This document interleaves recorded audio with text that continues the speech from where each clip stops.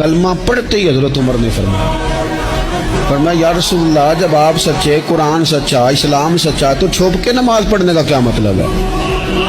فرمایا ابھی تعداد ہی کوئی نہیں، 40 تو مسلمان ہیں۔ عرض کی حضور مہربانی کریں نا، آپ صرف اجازت دیں۔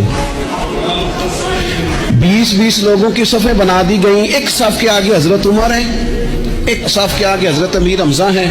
جناب عمر کہنے لگے چونکہ آپ اللہ کے رسول ہیں تو لہذا نماز بھی آج اللہ کے گھر میں پڑھی جائے گی۔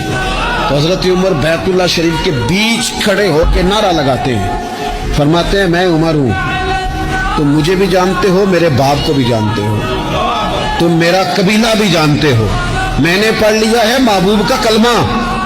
اب جس نے بچے یتیم کرانے ہو اور اپنی بیوی بیوہ کرانی ہو وہ آئے اور مجھے روکے۔ یہ محبوب اللہ کے ہیں اور گھر بھی اللہ کا ہے، تو نماز بھی آج اللہ کے گھر میں پڑھی جائے گی۔